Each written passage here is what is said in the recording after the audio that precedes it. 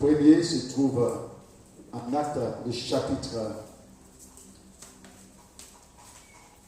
1, non, chapitre 4, jusqu'au verset 8. Le chapitre 1 du moins, c'est du verset 4 jusqu'au verset 8 du chapitre 1. Verset 4 à 8, et puis le chapitre 2, verset 1 à 4.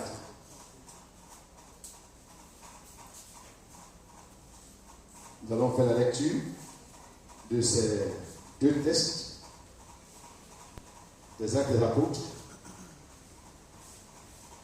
Actes des Apôtres, chapitre 1, verset 4 à 8. Comme il se trouvait avec eux, il leur recommanda de ne pas s'éloigner de Jérusalem, mais d'attendre ce que le Père avait promis. Ce que je vous ai annoncé, leur dit-il. Car Jean a baptisé d'eau, mais vous, dans peu de jours, vous serez baptisés du Saint-Esprit. Alors les apôtres réunis lui demandèrent, Seigneur, est-ce en ce jour, à ce temps-là du moins, que tu rétabliras le royaume d'Israël? Et il leur dit, ce n'est pas à vous de connaître les temps et les moments que le Père a fixés de sa propre autorité. Mais vous recevez une puissance, le Saint-Esprit survenant sur vous, et vous serez mes témoins à Jérusalem, dans toute la Judée, dans la Samarie, jusqu'aux extrémités de la terre. Le deuxième passage, toujours en Acte, cette fois-ci le chapitre 2, versets 1 à 4. Le jour de la Pentecôte, ils étaient tous ensemble dans le même Dieu. Tout à coup, il vient du ciel un bruit comme celui d'un vent impétueux. Et il remplit toute la maison où ils étaient assis. Des langues semblables à des langues de feu leur apparurent séparées les unes des autres et se posèrent sur chacun d'eux. Et ils furent tous remplis du Saint-Esprit et se mirent à parler en d'autres langues selon que l'Esprit leur donnait de s'exprimer. Je vais vous dire amen. La Pentecôte et la mission. Dans le premier passage qu'on vient de lire, nous voyons s'établir là un lien entre la Pentecôte, ou bien vision du Saint-Esprit, ou bien encore la venue de l'Esprit avec la mission. Au verset 8, le Seigneur dit qu'ils recevront une puissance. Le Saint-Esprit subvenant sur eux, et ils seront ses témoins. À Jérusalem, dans la Judée, dans la Samarie, jusqu'aux extrémités de la terre. Donc ici, on voit s'établir là un lien entre la venue de l'Esprit, le revêtement de sa puissance avec le missionnaire qui débutera de Jérusalem, s'étendra dans la Judée, dans la Samarie et jusqu'aux extrémités de la terre. Dans le deuxième texte qu'on vient de lire, on voit que cette vision de l'Esprit-là est venue à un jour particulier. Et la Bible dit que c'est le jour de la fête de la Pentecôte que l'Esprit de Dieu est venu. Il est descendu sur tous ceux qui se trouvaient dans la chambre, assis, et des langues de feu se posaient sur chacun d'eux, et ils se mirent tous à parler en langue, en d'autres langues, selon que l'Esprit leur donnait de s'exprimer. Alors, la question qui ressort là, quel est le lien entre la Pentecôte et la vision de l'Esprit? Pourquoi c'est en ce jour-là que l'Esprit de Dieu est venu? Et non pas à un autre jour, mais c'est à ce jour-là, le jour de la Pentecôte, que l'Esprit de Dieu est venu. Alors quel est le lien que Dieu pose entre la venue de l'Esprit en ce jour de la Pentecôte et quel est le sens que, n'est-ce pas, cela a pour nous. Alléluia.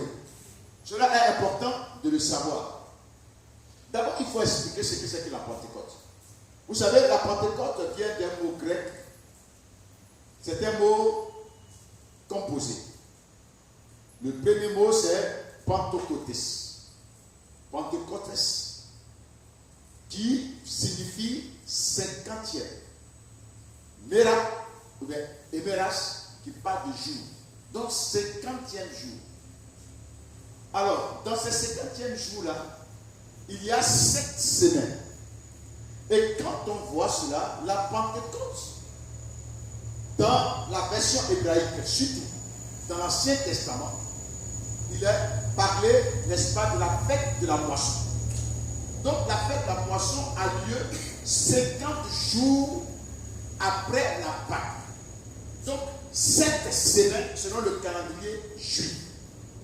Et c'est la moisson là, la fête de la moisson, la fête des prémices de la moisson, que les Grecs, parlant de cette fête 50e jour, ont utilisé le mot Pentecôte. Amen. Amen. Ont utilisé le mot Pentecôte. Pour parler de 50e jour, la fête qui a lieu 50e jour après la Pâque.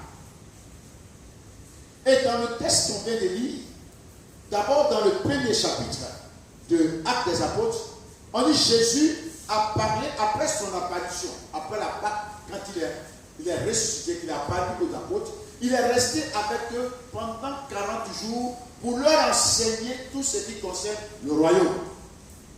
Il a passé avec eux 40 jours. Et c'est après les 40 jours qu'il est monté au ciel. Et c'est 10 jours après les 40 jours que le Saint-Esprit est descendu. Alléluia. À la fête de la Pentecôte. Donc l'Église considère la Pentecôte comme le point de départ de la mission. Puisque dans le chapitre 1, verset 8, il dit vous recevrez une puissance quand l'Esprit viendra sur vous et vous serez quoi, mes témoins. Et cette puissance, il fut revêtu de cette puissance et parce que le Saint-Esprit est descendu sur eux à la Pentecôte. Alléluia. C'est pourquoi le thème général de cette semaine de la Pentecôte, c'est la Pentecôte et la mission. Le thème que nous allons traiter, le sous-thème, c'est la Pentecôte et les missions du Saint-Esprit. Quel sens? Nous allons voir le premier point. Qu'est-ce que la moisson ou la Pentecôte agricole ou une moisson spirituelle ou une Pentecôte spirituelle? Nous allons voir qu'il y a la Pentecôte agricole. Et puis, il y a la Pentecôte ou bien la moisson spirituelle. Dis amen. C'est ce que nous allons voir dans le premier camp. Parlons un peu de la moisson ou de la Pentecôte agricole. Puisque la fête des prémices, la moisson, est égale à la Pentecôte, puisque la Pentecôte désignait la fête qui est célébrée le 50e jour après la Pâque, donc la moisson. Amen. Mais dans la Bible, nous trouvons que cette moisson-là est une fête liée à l'agriculture. C'est lié à l'agriculture. Quand nous prenons Exode chapitre 23, le verset 16, et Exode 34, verset 22, Lévitique 23, verset 9 à 23, nous voyons cette fête-là être ordonnée par le Seigneur. L'Éternel dit à Moïse de dire à Israël que vous célébrerez la fête de la moisson. Et la fête de la moisson est d'abord précédée par la fête des prémices. Ça veut dire quoi? Les premières récoltes qui donnaient, surtout la récolte du blé, la récolte du céréal, etc. Toutes ces premières récoltes étaient moissonnées et apportées à la maison de Dieu, données au souverain sacrificateur qui, n'est-ce pas, l'exhibait devant Dieu et c'était accompagné d'un certain nombre d'offrandes et de sacrifices qui étaient faits pour pouvoir dire merci à Dieu pour la grande récolte qu'il leur réserve. Alléluia. Donc les Juifs, chaque année, célébraient la fête de la Pentecôte et y apportaient les prémices à Dieu de la récolte pour lui dire merci. C'était une manière pour les Juifs de reconnaître Dieu comme l'auteur et la source des bénédictions matérielles qu'ils, n'est-ce pas, qu'ils avaient obtenues grâce à la production du champ. Alléluia. Alléluia. Donc, la fête des prémices précédait la grande moisson qui devait arriver. C'est-à-dire qu'il y avait une grande moisson. Mais les premières récoltes étaient apportées. Et puis il y avait les premiers fruits qui donnaient. Après ça, il y avait encore les fruits qui donnaient.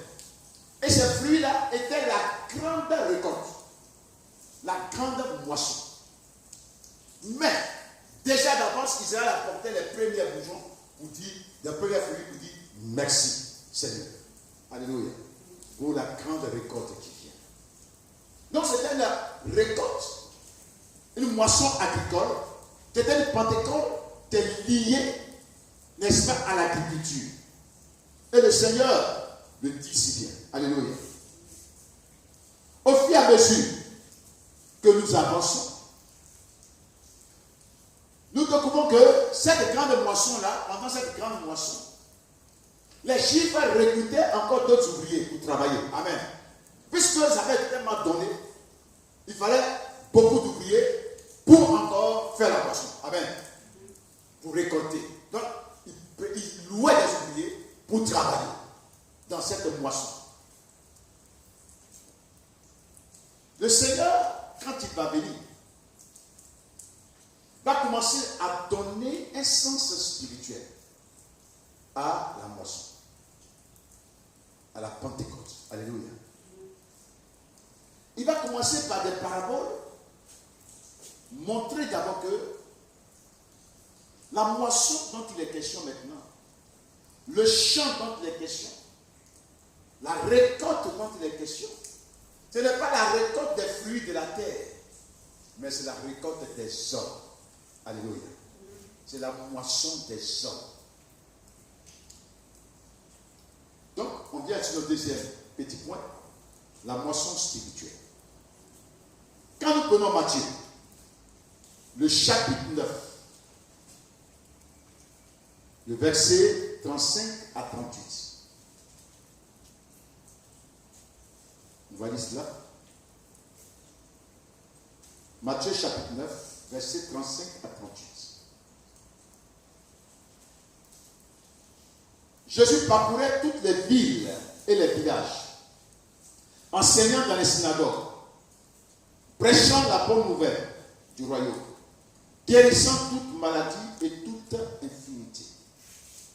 Voyant la foule, il fut ému de compassion pour elle, parce qu'elle était languissante et abattue, comme des brebis qui n'ont point de berger. Alors il dit à ses disciples, la moisson est grande, mais il y a peu quoi d'ouvriers. Priez donc le maître de la moisson d'envoyer des ouvriers dans sa moisson. Alléluia. La moisson est grande, peu d'ouvriers. Priez le maître de la moisson d'apporter encore des ouvriers. Alléluia. Alors de quelle moisson est-il question? Jésus regarde une foule et il a compassion d'elle. Et il trouve qu'elle est une foule sans berger, sans guide. Et il dit à ses disciples, regardez la moisson, elle est grande, elle est une immense foule. Priez donc le maître de la moisson, afin qu'il apporte des ouvriers dans sa moisson. Alléluia. Donc la moisson, donc les questions pour le Seigneur ici, ce n'est pas une moisson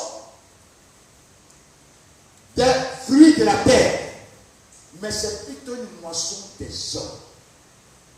Des hommes assoiffés de Dieu, des hommes inconvertis, des hommes sans Christ. Alléluia. C'est cette moisson que Jésus désigne là, une moisson spirituelle. Dans Matthieu chapitre 13, le verset 36 à 43, Jésus donne l'explication d'une parabole qu'il a faite à la foule. Mais il donne l'explication à ses disciples. Ses disciples le prennent en partie et lui demandent de leur donner l'explication de la parabole du champ et de l'ivraie. Alléluia. Jésus va donner cette explication. Dans le verset 36, voilà ce qu'il dit. Alors il renvoya la foule et entra dans la maison. Ses disciples s'approchaient de lui et dit, explique-nous la parabole de l'ivraie du champ. Il a répondu, celui qui sème la bonne sémence, c'est le Fils de l'homme. Le champ, c'est le monde. La bonne sémence, ce sont les fils du royaume. L'ivraie, ce sont les fils du malin. L'ennemi qui l'a semé, c'est le diable. La moisson, c'est la fin du monde. Les moissonneurs, ce sont les anges. Amen. Jésus dit que le champ où il prie à ce que les gens, les apôtres, prient. Moi, ce qu'il demande aux apôtres de prier. Pour y envoyer des ouvriers, c'est le monde. Le monde est un champ de Dieu. Le monde est un champ de Dieu. Et quand le Seigneur dit de prier, de mettre la moisson, Dieu avoir des ouvriers, c'est que le champ était grand. Les hommes, comme des fruits mûrs à être cueillis, avaient besoin d'ouvriers pour faire ce travail. Donc aujourd'hui, ce n'est plus les fruits de la terre à cueillir, à moissonner, mais ce sont les hommes. Le champ, c'est le monde. Alléluia. Le monde est un champ pour Dieu, dans lequel il a semé la bonne sémence, dans lequel Satan vient également, il sème la nuit de l'ivraie. La bonne sémence, ce sont les fils du royaume. C'est vous et moi. Dis Amen. Dis Amen. C'est vous et moi, les fils du royaume. Mais l'ivraie, ce sont les fils du mal, que le diable sème. Mais il y aura la moisson des fins des temps, des derniers temps. C'est de la fin carrément. Et cette moisson, ça ne serait pas tous les hommes qui allons faire cette moisson, mais ce sont les anges de Dieu. Amen. Donc il y a une autre moisson, grande moisson, qui est la moisson de la fin carrément. Et cette moisson-là, ça serait la moisson où le Seigneur va séparer tous ceux qui sont fils du royaume de l'ivraie qui sont fils du diable. Et l'ivraie sera attaché, jeté dans le feu. Mais les fils du royaume seront dans le panier du Seigneur. Quelqu'un peut dire Amen. Mais dans cette sémence, il dit que le semeur là, c'est le Fils de l'homme qui sème la bonne sémence. Donc Jésus, dans cette grande moisson, n'est-ce pas, dans la préparation de la grande moisson, lui aussi travaille et sème. Alléluia. Et les semences qu'il sème, ce sont les semences du Fils du royaume, des sauvés. Alléluia. Et Jésus dit que les disciples recevront une puissance quand l'Esprit de Dieu viendra sur eux, et ils seront ses témoins, ses martyrs à Jérusalem, dans la Judée, dans la Samarie, jusqu'aux extrémités de la terre. Donc, en d'autres termes, n'est-ce pas les ouvriers qu'il va envoyer, les fils du royaume, les ouvriers qui bâtiront avec le Seigneur, n'est-ce pas semer la bonne sémence, qui sont les fils du royaume, gagner les fils du royaume dans ce monde-là, c'est tous ceux sur lesquels est descendu l'Esprit. Jésus est monté au ciel. Après avoir dit ces paroles, la Bible dit qu'il fut élevé, il est parti au ciel. Mais comment continuer de s'aimer dans ce monde-là, la bonne sémence? Il continue de le faire avec tous ceux sur lesquels il a envoyé son esprit.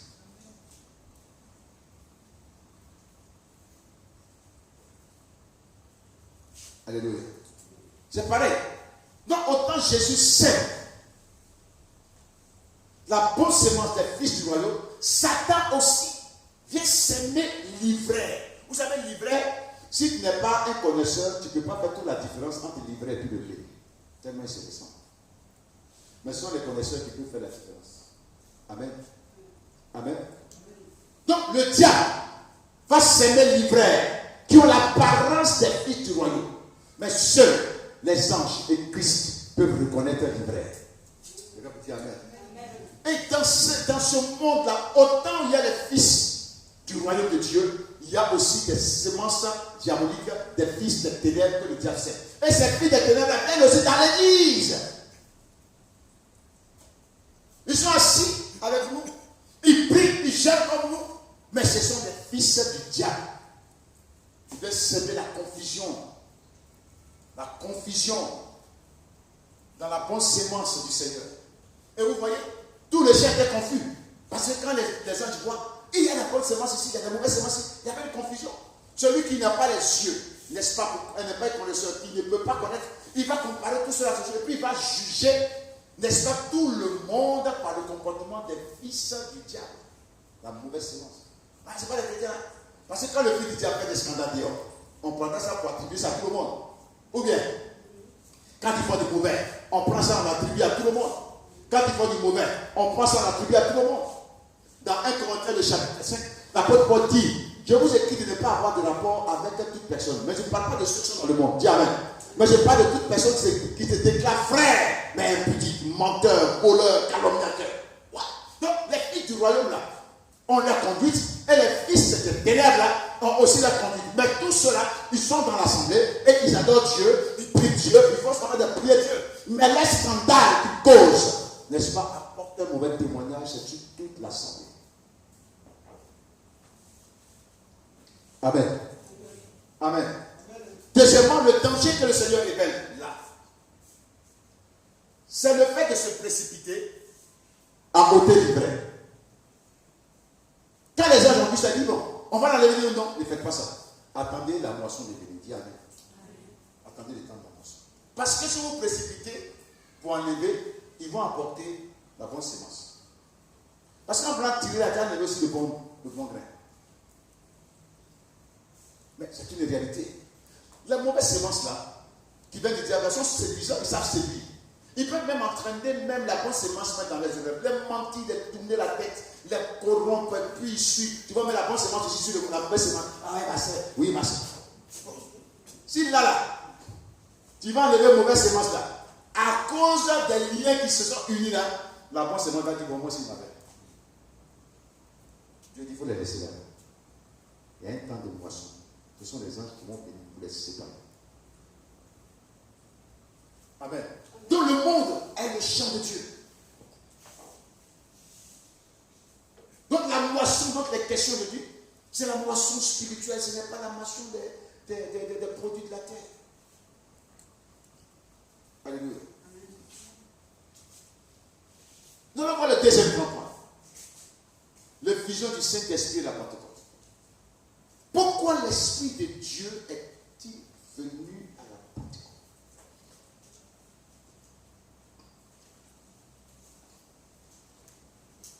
Alléluia. La Bible dit que le jour où ils étaient tous assis, assemblés dans le même Dieu, l'Esprit de Dieu est descendu et des flammes de feu s'est posé sur chacun. Et puis tous remplis de l'Esprit. Et la Bible dit qu'il s'est mis à parler en d'autres langues. Amen. Pourquoi s'il n'y a pas un autre jour? Et c'est la réponse.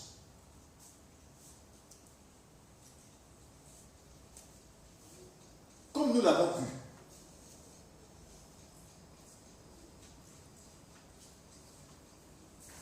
que la venue du Saint-Esprit à la Pentecôte a un lien avec la Pentecôte. La Pentecôte qui avait lieu dans l'Ancien Testament, la moisson juive était une moisson prophétique. Était symbole de la moisson spirituelle. À cette moisson-là, on y apportait les prémices de la récolte. C'est pas ça? Et on disait que c'était la marque, c'était la manière pour Israël de manifester sa reconnaissance et de dire que s'ils ont été bénis, ainsi c'est Dieu qui a fait. Dis Amen. Donc Dieu a apporté la pluie. Dieu a protégé leur récolte et ça a donné les premiers fruits.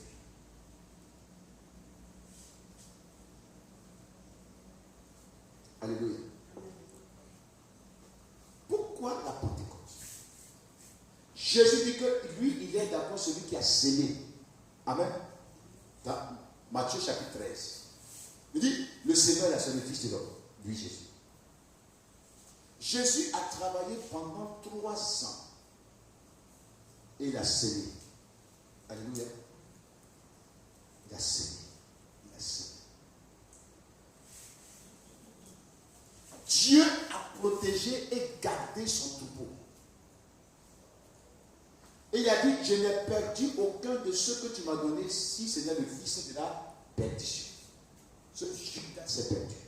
Parce que c'était le fils destiné à la perdition, comme on a dit, le fils du diable. Et ici, Jésus finit son travail terrestre. Et comme la Pentecôte, c'est la prémisse, c'est ce jour-là qu'est descendu le Saint-Esprit pour bénir les prémices de l'œuvre de Christ. Vous comprenez ça? Donc, l'effusion du Saint-Esprit ne pouvait pas venir à un autre jour qu'à la Pentecôte qui avait ce sens. Les 120 dans le temple étaient les prémices du travail de Jésus. Donc, ce n'est qu'à une fête prémisse que ne pouvait venir que le Saint-Esprit. Sinon, quand Joël a prophétisé, dans Joël chapitre 2, verset 28, il a dit quoi? Dieu dit il dit quoi? Dans ces temps-là, je répandrai mon esprit sur toute chair. Vos fils et vos vieillards, bon, est-ce que tu restes? Quand à la Pentecôte, l'Esprit de Dieu est venu, l'apôtre Pierre va dire que cette Pentecôte-là, cette fusion de cet esprit, est l'une des marques des temps derniers. Dis Amen. Cette fois-ci, il ne va pas dire dans ces temps-là. Dans ces temps-là, qui est propre à Joël, Pierre, sous l'inspiration de l'Esprit, va donner le sens des derniers temps. Alléluia. Les derniers temps sont venus comment? Les derniers temps sont arrivés quand Jésus est né. C'est pourquoi dans Galates chapitre 4, verset 4, il dit que quand les temps furent achevés, Dieu envoya son Fils. Il y a eu un temps qui a pris fin. Et puis un autre temps commence. Et ce temps qui a commencé, c'est le dernier temps. Amen. C'est le temps des derniers temps. Nous sommes dans les derniers temps depuis la naissance de Jésus. Jusqu'à sa mort. À sa résurrection, à son ascension, la venue du Saint-Esprit. Regardez ce que Pierre dit. On va lire le discours de Pierre.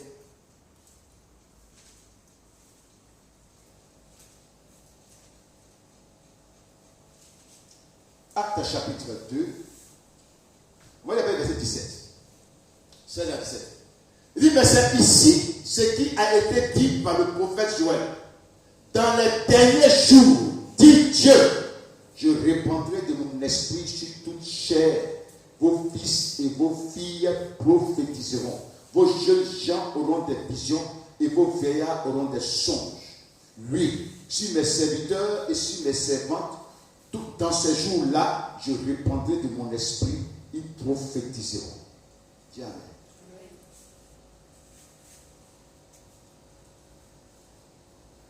La venue du Saint-Esprit annonce une nouvelle ère.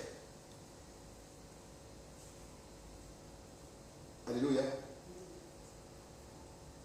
Cette nouvelle ère sera marquée par tout un système différent de l'ancien. Quelle est la différence? Dans l'Ancien Testament, il y avait une dualité. Cette dualité était quoi? Peut-être qu'il y avait des hommes saints et consacrés, et puis avec tout le peuple qui était l'espoir des prophètes. Ceux-ci qui l'Esprit de Dieu descendait, c'était sur les prophètes et les sacrificateurs. Amen. Les sacrificateurs étaient consacrés des hommes saints. Et tout le peuple devait les regarder comme des personnes saintes. Et devait les respecter comme tels. L'Esprit de Dieu leur a donné la fonction. L'Esprit de Dieu a donné aussi aux prophètes. Et puis à quelques personnes pour, n'est-ce pas, accomplir une tâche précise. Mais l'Esprit de Dieu n'était pas donné à tout Israël, à tout le peuple. Joël annonce une ère différente de l'ancienne. Il dit que la nouvelle ère, l'Esprit de Dieu sera donné à tous les hommes et à tout le monde. Dis Amen. L'Esprit de Dieu a répandu sur tout le monde. C'est pourquoi vous regardez à la Pentecôte, dans les prémices, il y avait les apôtres et puis il y avait les autres. Amen. C'est sur eux tous, l'Esprit de Dieu est descendu. Il n'y a pas un autre esprit qui est descendu sur les 12, les 11 seulement. Mais les 12, puisqu'après, Judas a pu changer par Matthias. Et puis, une autre catégorie de dimension de l'esprit est donnée sur les autres. On dit que les lampes de feu se posaient sur chacun d'eux. C'est pas ça? Et tous parlaient dans un monde. Apôtres, comme simples, ceux qui ne sont pas apôtres, les femmes, les jeunes hommes, les sans femmes, l'esprit est descendu dans la même dimension sur tous.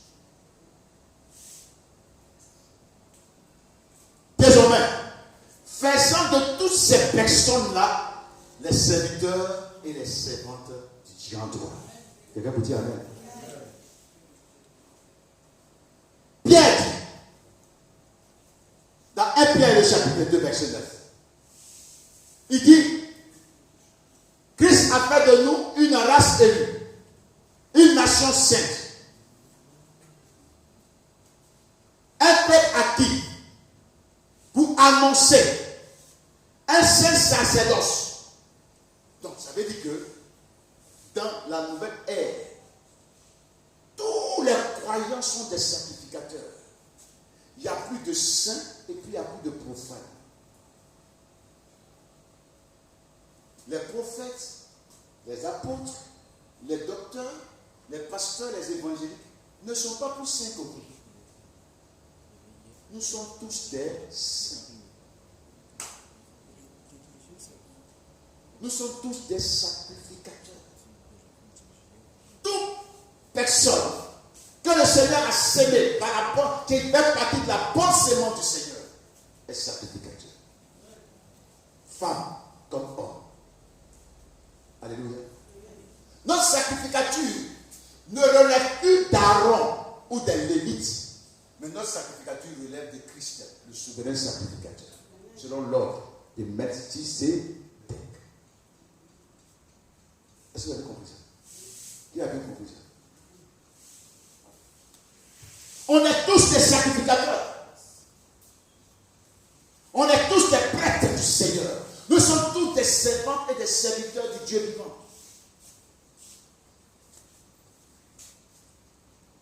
Alléluia. C'est ça. Il n'y a plus de saints, de saints et puis de profanes. Nous sommes tous les saints. Tous des sacrificateurs. Tous nous avons reçu l'Esprit. Tous nous avons été remplis du Saint-Esprit. Alléluia. Alléluia. Donc cette dualité a pris fin. Cette dualité a pris fin.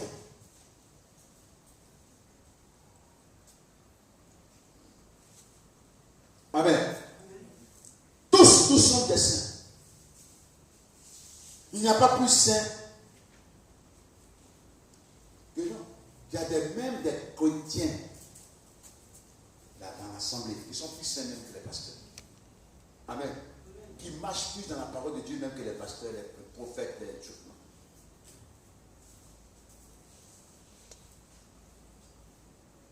Nous sommes tous des saints. Ça peut dire dans les derniers temps, dit le Seigneur, je répandrai mon esprit sur toute chair, sur les servantes et les serviteurs. Je répandrai de mon esprit. Jamais. Vos jeunes gens, vos vieillards, etc. Voilà ce qui les arrivera.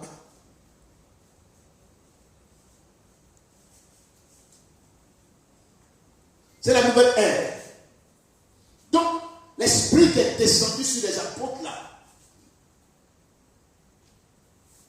a fait d'eux les prémices. Moi, je suis descendant, les prémices de l'œuvre de Christ. Les prémices qui précédaient la grande moisson. Ainsi, les prémices devenaient les ouvriers de la grande moisson. Quelqu'un peut dire Amen.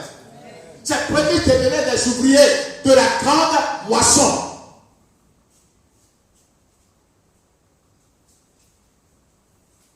Alléluia. La moisson, le champ, c'est le monde. Et l'Esprit de Dieu est descendu sur tout le monde, revêtant tout le monde de puissance. Vous êtes témoins. Et quand on regarde la Bible, ils sont tous descendus dans la grande foule et se sont mis à rencontrer les merveilles de Dieu dans les langues que comprenaient ces personnes qui étaient là. Quelqu'un vous dit Amen? Ce n'est pas qui est seul. Ce n'est pas des apôtres seuls. On n'a pas dit les 12 apôtres sont descendus. On dit tous. Donc à ce moment-là, tout le monde prophétisait, tout le monde parlait, tout le monde annonçait les merveilles de Dieu. Donc ça veut dire que nous tous, nous sommes les ouvriers de cette grande moisson. Et comme à Pierre était donné la responsabilité d'introduire, n'est-ce pas, les différentes couches, n'est-ce pas, ethnies, races, n'est-ce pas, parmi les fils de Dieu, c'est Pierre qui prend la parole, qui prêche. Amen. Les hommes se convertissent, les Juifs entrent. Alléluia. C'est pourquoi vous allez voir ici, en Samarie, c'est lui qui ira, n'est-ce pas, constater le travail fait par lui, et puis imposer les mains aux gens, et les gens vont recevoir l'esprit. C'est Pierre. Pourquoi? Parce que c'est lui qui a été mandaté d'introduire dans l'église les différentes couches. Les Juifs sont rentrés à la Pentecôte. En acte 8, les Samaritains sont rentrés. Après que les Samaritains entrent, maintenant il y a les autres nations qui vont rentrer. Amen. Commençons par le Luc, s'étendra sur Corneille et sa famille. C'est même Pierre encore qui s'en va leur parler et puis j'accepte Christ. Alléluia. Quand toutes ces catégories de races-là rentrent, les païens, c'est les nations, les Juifs et les Samaritains, ce peuple prosélyte là, entrent dans l'église. On ne vous parlera plus de Pierre qui s'en va imposer quelqu'un pour l'église. Alléluia.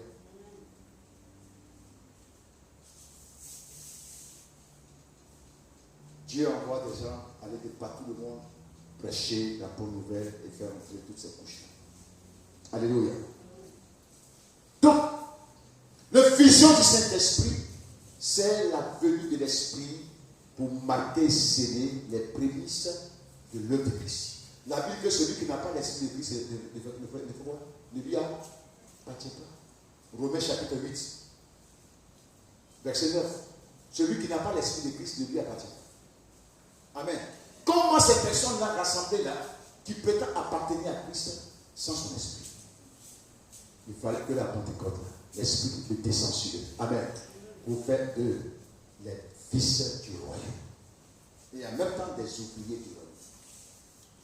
Quand la Pentecôte, c'est la fête des prémices qui annonce la grande moisson. Depuis la descente de l'Esprit à la Pentecôte, la grande moisson est engagée. Nous tous qui avons été remplis de l'Esprit sommes tous envoyés comme des ouvriers de par le monde, prêcher l'évangile, moissonner, tailler des arbres à Christ. Avant que vienne la fin d'une autre moisson, que cette fois-ci, ce sera la moisson du jugement où les anges descendront pour séparer l'ivraie du vrai blé. Bien-aimés, le sens de la Pentecôte, de l'effusion du Saint-Esprit avec la Pentecôte, c'est que l'effusion du Saint-Esprit venant à la Pentecôte marque les prémices du royaume et annonce la grande moisson. Alléluia. C'est ça. On ne peut pas parler de la Pentecôte seulement pour parler des dons spirituels, des parler en langue seulement. Non. Il ne faut pas qu'on réduise ça à cela. L'effusion du Saint-Esprit est venue pour l'accomplissement d'une mission. Si, il apporte d'autres grâces qu'on va voir plus tard, mais l'objectif et le but, c'est la grande moisson. Vous recevez une puissance quand l'Esprit de Dieu viendra sur vous et vous serez mère et moi. Pierre s'est levé ce jour, il a prêché. 3000 âmes se sont données au Seigneur. C'était une bonne moisson. On peut acclamer très fort le Seigneur. C'est une bonne moisson. L'Esprit de Dieu est venu pour cette grande moisson. Et à nous, sur lesquels il a été répandu, dans lesquels il est venu habiter. Faites de nous non seulement aussi les prémices, mais encore les ouvriers de cette grande moisson. Que Dieu vous bénisse. Qui vous engage dans cette belle et excellente moisson. Car le Seigneur a dit, priez le maître de la moisson, afin qu'il apporte des ouvriers dans sa moisson. J'ai l'ouvrier dans cette grande moisson. Le monde a besoin de toi pour être sauvé. Le monde a besoin de moi, a besoin de chacun de nous pour être sauvé. Et nous sommes, n'est-ce pas, ces moissonneurs. Nous sommes ces ouvriers que le Seigneur apporte. Ne laissons rien nous distraire et nous cantonner seulement si les trucs de la terre et oublier cette mission. Certains veulent recevoir l'Esprit de Dieu pour voir que les ciels sorciers viennent le tuer.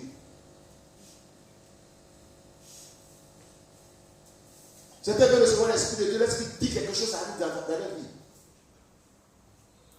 Il n'est pas donné pour ça seulement. Il est venu pour faire de toi l'ouvrier du Seigneur pour cette grande moisson. Commence à prier Dieu.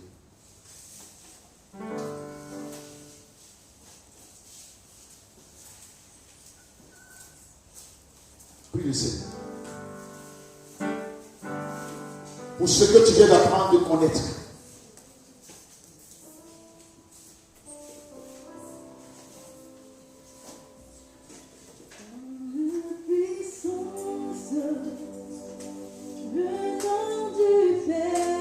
L'Esprit de Dieu est venu pour faire de toi un témoin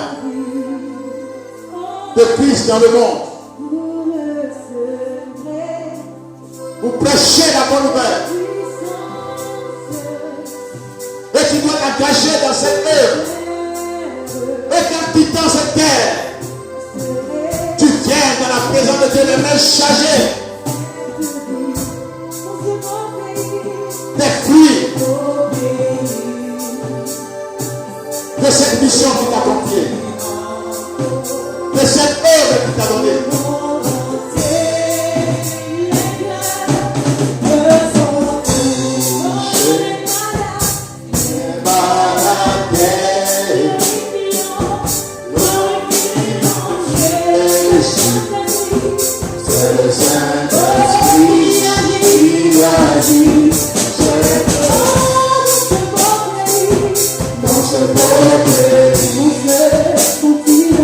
Dans ce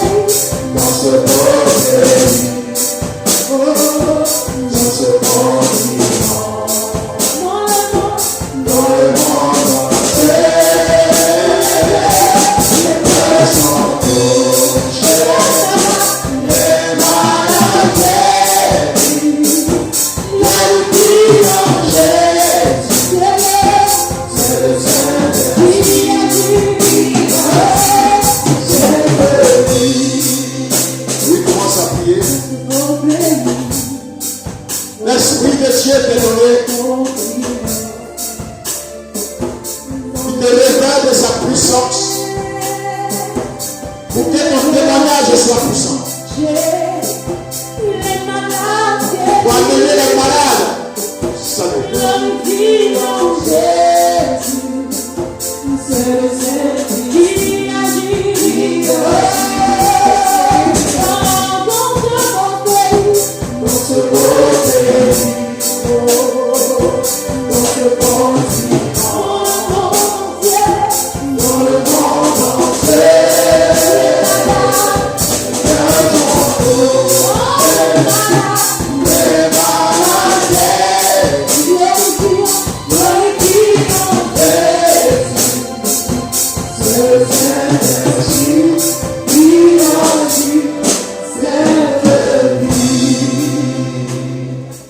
Qui vous remplisse cette nuit au nom de Jésus-Christ.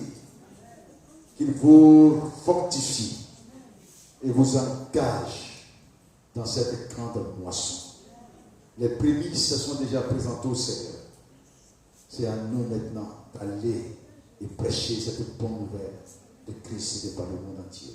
Que Dieu vous bénisse. Amen.